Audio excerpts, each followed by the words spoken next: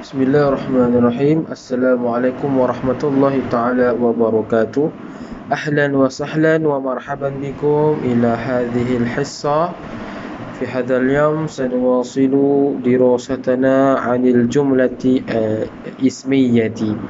Baik, selamat datang Ustaz ucapkan. Pada hari ini kita akan sambung lagi pelajaran kita berkenaan dengan jumlah ismiyah lah, ayat yang bermula dengan kata nama. Baik, untuk hari ini Ustaz akan ulang sikit sahaja, kemudian Ustaz akan ajar cara kita nak kenal kata nama tersebut. Baik, jom kita teruskan. Pada minggu lepas kita sudah belajar macam mana kita nak kenal berkenaan tentang jumlah ismiyah, iaitu ayat yang dimulakan dengan kata nama. Pada minggu ini kita akan ulang balik untuk lebih faham, untuk kefahaman adik-adik semualah, untuk kefahaman pelajar-pelajar semua. Apakah syarat jumlah ismiyah? Mubtada fi awalil jumlah. Mubtada di awal ayat. Maksudnya kata nama yang duduk di awal ayat kita panggil dia sebagai mubtada. Dan mubtada sama dengan ma'rifah. Ma'rifah maksudnya alif lam. Yang ada perkataan yang ada alif lam kita panggil dia ma'rifah. Jadi mubtada iaitu perkataan yang duduk di awal ayat kena ma'rifah, kena ada alif lam padanya, kecuali isim alam iaitu kata nama khas.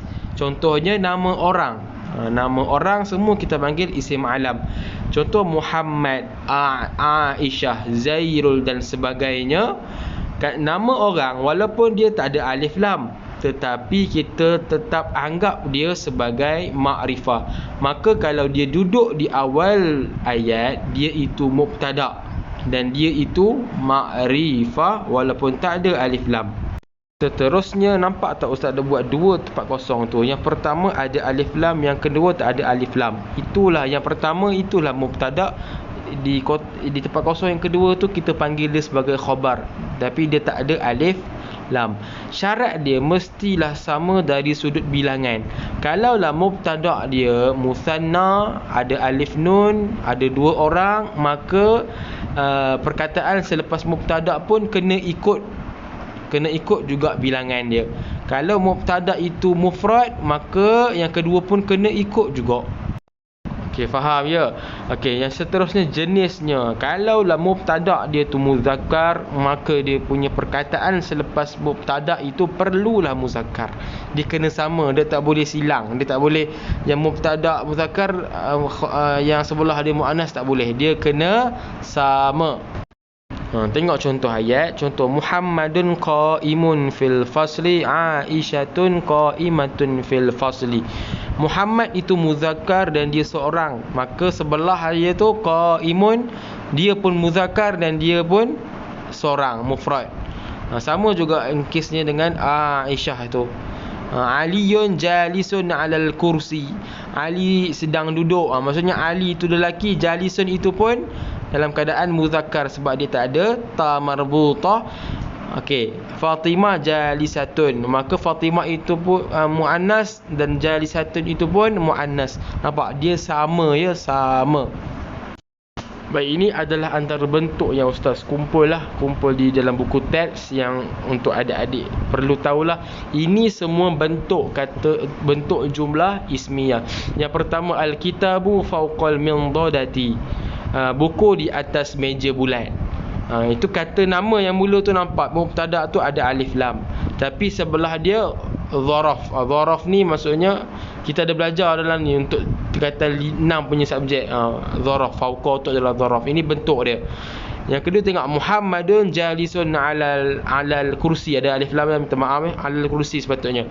Kata nama campur kata nama. Nampak kata nama itu seorang dan dia muzakkar. Jalisun pun dia muzakkar dan dia mufrad. Kalau contoh Aisyah jalisatun, kalau perempuan tambahlah ta marbutah dekat jalisun tu. Kalau yang ketiga, at-talibu ummuhu muallimatun. Kata nama sebelah dia kata nama dengan dhamir untuk mubtada. Sebab maksud dia pelajar lelaki itu ibu dia. Dia tu balik kepada pelajar lelaki itu guru. Itu bentuk yang ketiga lah. Kena hafal bentuk dia. Nanti disuruh susun perkataan, inilah bentuk dia. Bentuk yang keempat, kata nama dengan sifat. Sama muannas dia dan sama mufrad. Kalau contoh, at-talibatani jamilatani. Okey, at-talibatani dia musanna, maka jamilatani pun kena musanna. Dia senang cerita, dia kena sama mufrad, dia kena sama muzakkar muannas dia kena sama bilangan. Okey, belajar perempuan itu cantik maksud dia. Al-fallahani yazra'ani fil bustan. Dua orang pekebun sedang berkebun di kebun. Ini keadaan kalau kata nama bertemu dengan kata kerja. Ini pun kita panggil jumlah ismiyah juga. Sebab apa? Sebab kata nama berada di awal, dan di awal tu kita panggil dia mubtada, dan mubtada kena ada alif lam. Maka yang perkataan selepas mubtada dia tak boleh ada alif lam. Secara kesimpulannya, inilah antara bentuk yang Ustaz jumpalah, bentuk jumlah ismiyah yang boleh digunakan untuk susun ayat. Nah, macam mana kita nak kenal, macam mana cara kita nak tentukan khabar untuk mubtada? Khabar ni adalah perkataan selepas mubtada. Contohnya tadi kita belajar Muhammadun jalisun. Okey, Muhammad itu mubtada, jalisun itu adalah khabar. Ya. Okey, macam mana kita nak tentukan khabar untuk mubtada? Okey, pastikan jenis dengan bilangan dia samalah dengan mubtada. Contoh, at-talibani, okey, yadrusani ad-darsa ke tadrusu ad-darsa? Mana yang sama? Mestilah yadrusani ad-darsa. At-talibani yadrusani ad-darsa. Sebab apa? Sebab yang pertama, jenis dia pun sama, bilangan dia pun sama, bentuk dia pun sama. Yang kedua, Aisyatun jamilatani ke ataupun karimatun? Yang mana satu betul? Mestilah karimatun, sebab jenisnya pun sama, bilangannya pun sama. Perkara ini tertakluk juga kalau kata nama di awal dan selepas dia kata kerja pun sama. Dia kena sama bilangan dan kena sama dari sudut jenis muzakkar dan muannas dia. Itulah cara kita nak tentukan khabar untuk mubtada. Itu sahaja. Baik, itu sahaja video Ustaz kepada kali ini tentang jumlah ismiyah, ayat yang bermula dengan kata nama iaitu mubtada. Baik, selepas minggu hadapan mungkin kita akan belajar tentang jumlah fi'liyah pula. Kita akan habiskan dalam masa minggu depan, saya akan habiskan terus jumlah fi'liyah. Okey, tinggal nanti insya-Allah balik sekolah nanti kita ulang kaji balik tahun 3 dan tahun 4 dan tahun 5 sekali lagi lah insya-Allah kalau sempat.